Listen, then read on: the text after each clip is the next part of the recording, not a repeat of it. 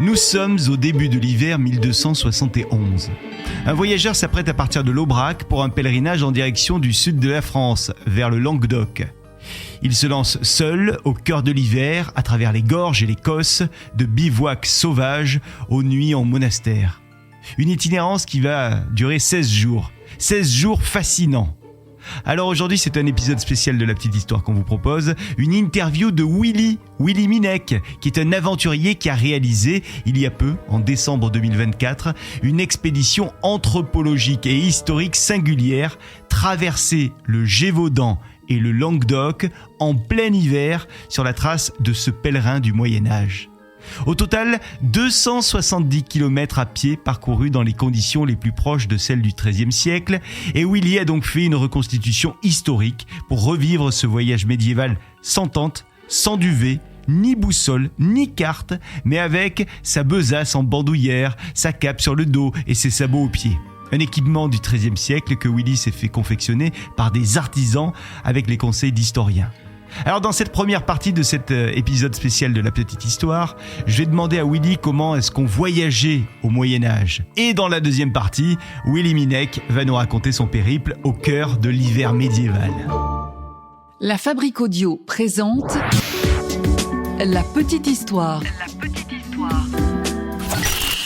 Vous souhaitez devenir sponsor de ce podcast ? Contact @lafabriqueaudio.com. Salut Willy. Salut Florent, ça va ? Ouais, ça va bien et toi ? Oui, très bien, merci. Bon, ça y est, cette aventure, elle est derrière toi, mais tu reviens avec tous tes souvenirs. Une aventure qui a duré combien de temps ? Je suis parti 16 jours exactement sur le terrain. Et qu'est-ce qui t'a donné envie à la base de parcourir ces 270 km sur cette trace historique et surtout dans des conditions du XIIIe siècle ? Oui, c'est assez particulier. Je t'avoue que ça sort complètement du paysage des autres expéditions que j'ai menées, qui étaient, on va dire, plus traditionnelles, traversée de désert, alpinisme, des choses comme ça. Et bien là, figure-toi que ça remonte à très loin, puisque en fait, jusqu'à mon année du baccalauréat, je voulais devenir égyptologue. Ça, c'était quelque chose qui me passionnait, l'histoire, tu vois. Et à bien y regarder, plus que de vouloir devenir égyptologue, je crois que je voulais être Indiana Jones. C'est tout bête. Et donc, cette aventure, mêlant aventure et histoire. Et puis bon, quand j'ai appris que finalement, j'avais passé 98% de mon temps derrière des livres, plutôt que d'être sur le terrain, je me suis dit non, moi, il me faut de l'action. Et donc, je suis parti sur une carrière sportive et sur l'aventure en parallèle. Mais donc, c'est resté longtemps un peu en moi, cette idée de refaire quelque chose d'historique et en même temps de mêler aventure. Et puis, c'est ressurgi quand j'ai eu ma fille il y a 5 ans. Quand elle est née, du coup, les nuits étaient courtes. Et pendant les nuits, du coup, sur ma liseuse, je lisais des livres d'histoire, et des thèses des médiévales, etc.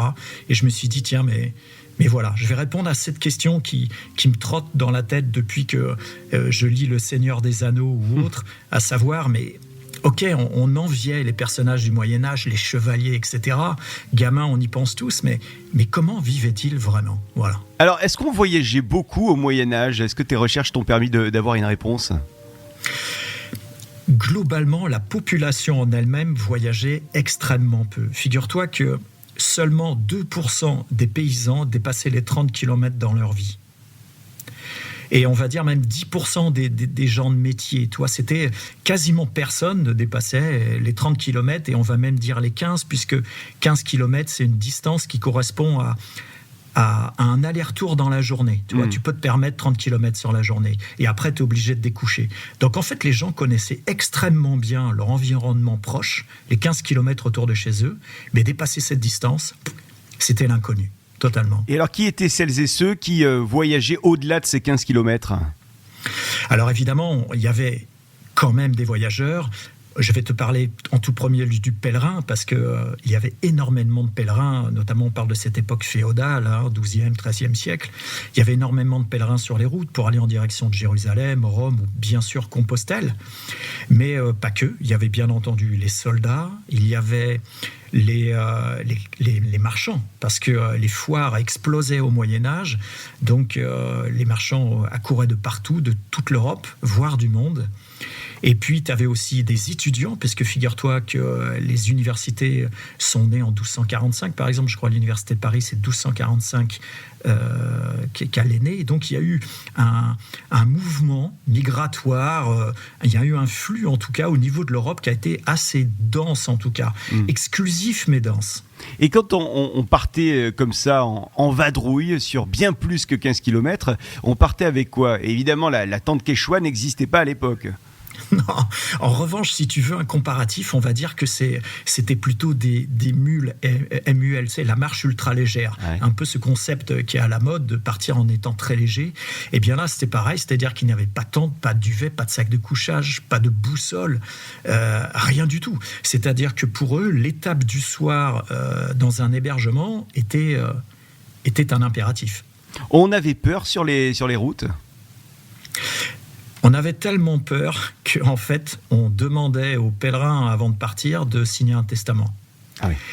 Les gens préféraient voyager par voie de mer que par voie de terre. Tellement le retour était aléatoire. Quand tu partais sur une longue distance, entre les maladies, mais on parlera probablement des dangers un peu plus précisément après, mais il y avait un vrai danger de mort de partir sur le chemin. Le danger de mort était dû plutôt à l'homme ou à la nature ? À la nature, j'entends parler les animaux. Bah écoute, les deux finalement.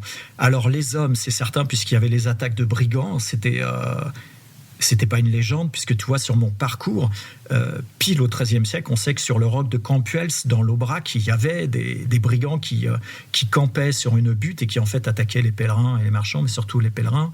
Donc les attaques de brigands, ça c'était certain. Tu pouvais te faire dépouiller, mais bien entendu tuer. Il y avait aussi, du coup, les loups. Ça, c'était un risque qui était majeur, même si on pourrait trouver ça assez curieux. C'était quelque chose qui était très significatif. Et puis, il y avait bien entendu les maladies, mais il y avait aussi les risques de noyade, parce qu'avant le XIVe siècle, il y avait très peu de ponts quand même. C'était des ponts en bois qui étaient vite brisés par les crues.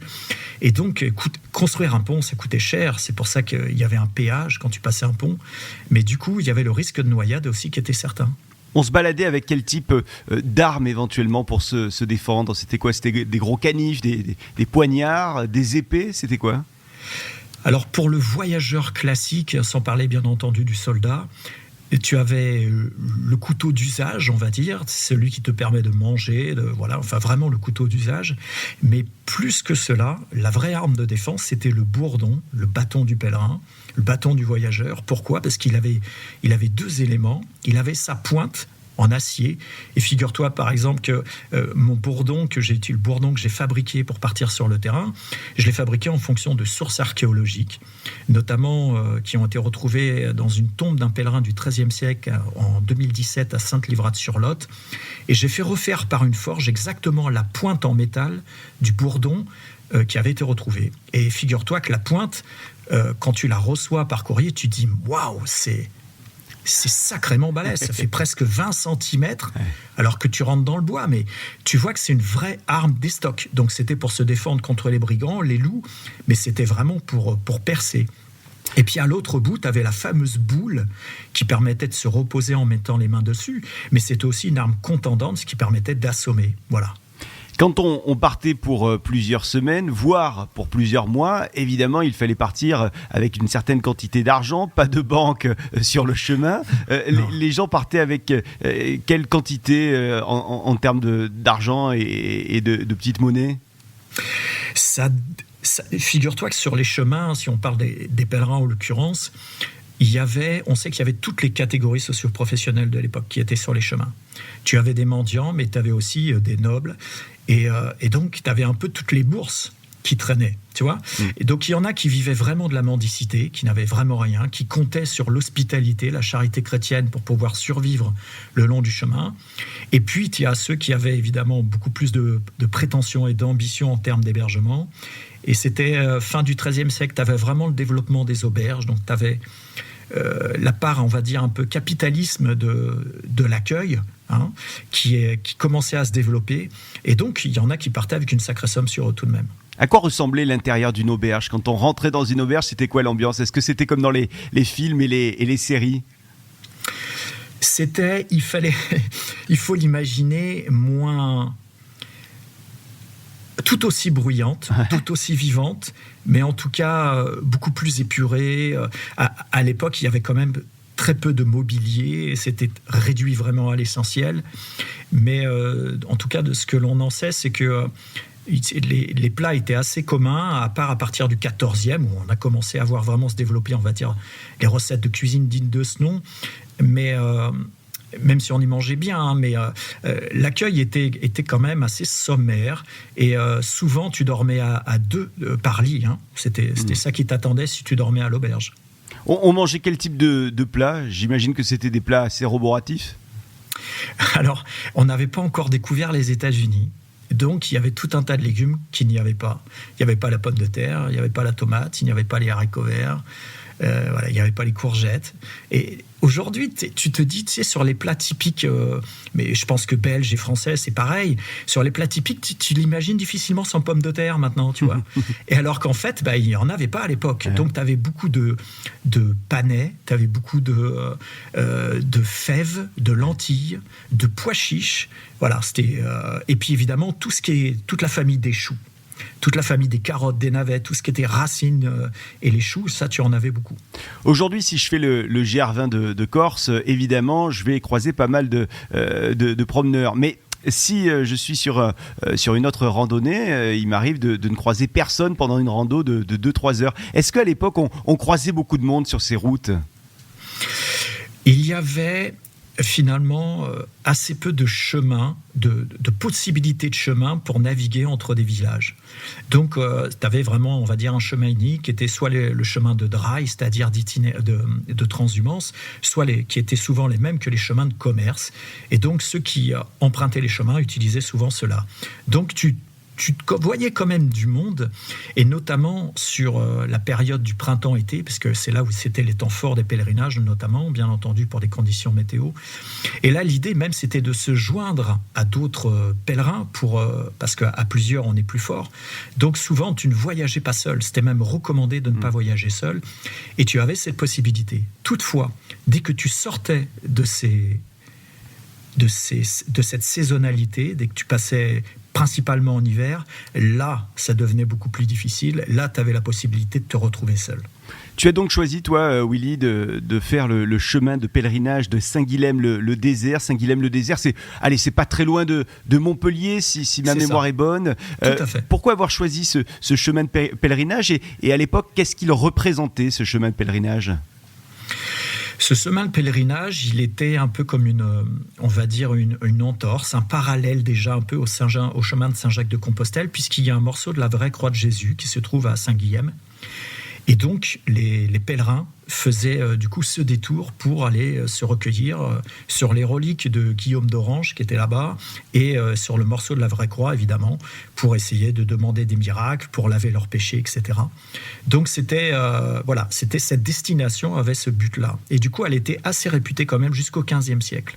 Alors Saint-Guilhem-le-Désert, pour celles et ceux qui n'y sont pas encore allés, c'est un superbe village médiéval, effectivement. On ressent l'aspect historique du village, dès qu'on y est à l'intérieur. Oui, il a le label des plus beaux villages de France, et c'est pas démérité, c'est très très beau, ça c'est vrai. Et en effet, il y a cette empreinte médiévale qui est très très forte, notamment parce que l'abbaye de Gélone, cette abbaye de Saint-Guilhem-le-Désert, a eu des modifications architecturales spécifiques au XIIe, XIIIe siècle pour l'accueil des pèlerins notamment. Et donc c'est extrêmement intéressant de ce niveau-là. Il y a un cloître qui est magnifique. Et d'ailleurs, malheureusement, le reste du cloître qui a été détruit se trouve, figure-toi, je crois, à un fameux musée de New York.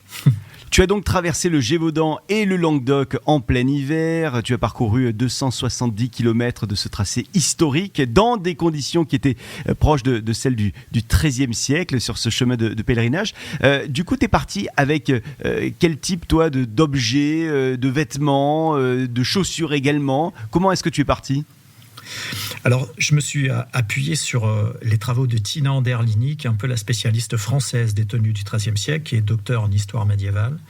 Et grâce à des artisans aussi, on a reconstitué cet équipement archéocompatible. Donc, il y avait pour le faire très court, les dessous, le caleçon et la chemise, c'est en lin. Et par-dessus, après, tu n'as que de la laine. Donc, le pantalon, en l'occurrence, ce sont plutôt des guêpières, enfin des collants, on va dire. Des collants en laine qu'on appelle les chausses. Par-dessus ça, tu as une tunique qui descend jusqu'à mi-cuisse, qui est en laine aussi. Et puis, tu as encore par-dessus, tu as le manteau qu'on appelle la chape de pluie, qui est un manteau extrêmement intéressant au niveau de la découpe, au niveau des manches qui sont ouvertes. Tu sais, les vestes type Gore-Tex, oui. Tu as cette possibilité d'ouvrir sous les aisselles pour aérer ta veste. Ouais. Eh bien, figure-toi qu'à l'époque, ça existait déjà. Tu avais ce manteau de laine qui était ouvert au niveau des aisselles et ça te permettait d'aérer, mais notamment de sortir les bras pour manipuler les objets, etc., ou d'avoir moins chaud. Donc, il y avait cette chape de pluie. Et puis, il y avait bien entendu le grand chapeau de pèlerin à large bord, typique, en laine feutrée. Et moi, j'avais pris une cape. Alors, Tina Anderlini, la chercheuse, m'avait dit « Je te déconseille la cape, c'est encombrant, etc. » Eh bien, figure-toi que j'ai pris le parti de l'essayer et je ne regrette pas. Je trouve que ça faisait partie des atouts du voyageur pour de multiples raisons. Mais ça a été vraiment, vraiment pour moi un accessoire indispensable. Et au niveau des pieds, j'avais donc des bottines en cuir sur des modèles qui étaient faits de 1275. Et là, la singularité de l'approche, c'est que toutes celles et ceux qui auparavant ont déjà fait des tests d'histoire vivante, c'est-à-dire de s'habiller et de marcher en conditions réelles, utilisaient tous des chaussons de cuir, comme je l'ai fait, mais n'utilisaient pas les socques. Et les socques, ce sont les sabots médiévaux. On sait qu'il y avait une utilisation courante dès qu'il s'agissait de se protéger du froid et de l'humidité. Les socques étaient souvent utilisés, mais personne n'a vraiment fait d'itinérance avec les socques. Et c'était le but de cette expérience, c'était de se dire, est-ce que c'était possible d'avoir une itinérance avec ce type de sabots ? Quelle était leur utilité, leur durée de vie, etc. Voilà. Les gens que tu as croisés sur ton chemin ont dû quand même te regarder d'une manière un peu interrogative. Oui, pas qu'à peu. Même si on est un peu sur une diagonale du vide, ouais. C'est-à-dire que ce sentier emprunte, très honnêtement, des zones qui sont très peu peuplées. Et quand en plus tu es en hiver, pour être honnête, je crois que j'ai rencontré en tout et pour tout peut-être 6 personnes vraiment avec qui j'ai discuté sur 270 km. C'était très, très vide. Quoi qu'il en soit, il y a une rencontre un peu rigolote, c'était sur Nasbinal, on va dire le gros village de l'Aubrac. Et je traverse le village et le tenancier du bar qui me voit traverser sort au moment où il me voit traverser. Il me dit hey, viens boire un coup. Et évidemment que c'était un peu pour refaire un dîner de con, on va être franc, c'est-à-dire se dit mais qu'est-ce que c'est que ces turluberlus, tu vois. Encore un fou qui est sorti d'asile et il faut à tout prix que je le présente à tout le monde. Donc oui, c'est certain que ça interrogeait les gens, ça c'est clair. Il n'y a pas de lumière à l'époque, pas de lampe torche. On fait en sorte d'arrêter la rando du jour avant la nuit ? Tout à fait, c'est un impératif. T'as pas de lampe frontale, c'est tout bête, mais c'est quelque chose, le fait de ne pas avoir de lampe. Alors moi, j'avais mon briquet médiéval, il n'y a pas de souci, mais entre avoir un briquet médiéval et allumer son feu, il se passe un certain temps, tu ne l'allumes pas en 2 minutes. Ouais. Donc il y avait une anticipation déjà, toujours une anticipation de l'étape, et puis il y avait cette nécessité d'arriver quelque part. Voilà, ça c'était vraiment quelque chose qui était fortement à l'esprit du voyageur. Il n'envisageait pas, encore plus en hiver, de dormir dehors. Alors pardon, mais je ne savais pas qu'à l'époque médiévale, on avait des briquets. C'est quoi un briquet du Moyen-Âge ? Un briquet du Moyen-Âge, il faut imaginer une sorte de petite boucle en fer très chargée en carbone et qui, quand tu la frottes violemment contre un morceau de silex, ça crée des éclats. Exactement, tu sais, comme les barres de ferrocérium qu'on peut acheter pour les outils de survie, tu sais, ces petits kits de démarrage là. Et ben, c'est exactement le même système, c'est-à-dire tu frottes ça contre ton silex, ça reste quand même très primaire. Et puis sur un peu d'amadou ou un allume-feu, voilà, tu vas essayer d'allumer une braise pour après faire partir ton feu. Donc on le fait pas comme ça quand même. Il n'y a pas d'auberge comme à l'époque sur ton chemin. Là, tu as dormi où et tu as mangé où ? Jusqu'à Jusqu'à la fin du XIIIe siècle, ce qui prédominait quand même, c'était les monastères, les hôtels-dieux et les hospices. Et donc, c'était la charité chrétienne, c'est-à-dire que tu avais le droit à une nuit, le gîte et le couvert. Mais tu n'avais pas droit à 2 nuits, à part si tu étais blessé ou si tu avais un équipement qui était défectueux. Mais sinon, en revanche, c'était une seule nuit. Tu avais le droit à une seule nuit. Mais tu en avais à peu près partout et tu avais le droit, du coup, à ces hébergements-là. Au pire, tu avais quand même la possibilité de dormir chez l'habitant. Alors, il y en a qui pouvaient te faire payer, mais en général, tu avais cette charité chrétienne qui te permettait, si tu cherchais vraiment la mendicité, à pouvoir être hébergé gratuitement.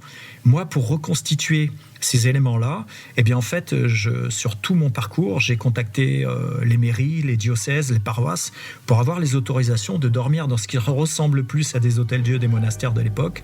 Ce sont évidemment les églises et les chapelles. Willy Minec, l'explorateur du Moyen-Âge, c'était la première partie de cette aventure dans le froid du XIIIe siècle. Et ne loupez pas le prochain épisode, dans quelques jours, on va écouter ensemble l'aventure de Willy, ce pèlerin médiéval, pour savoir comment ça s'est passé.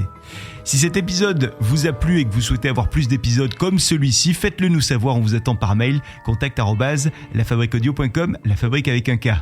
La Fabrique Audio présente La Petite Histoire. Vous souhaitez devenir sponsor de ce podcast ? Contact @lafabriqueaudio.com.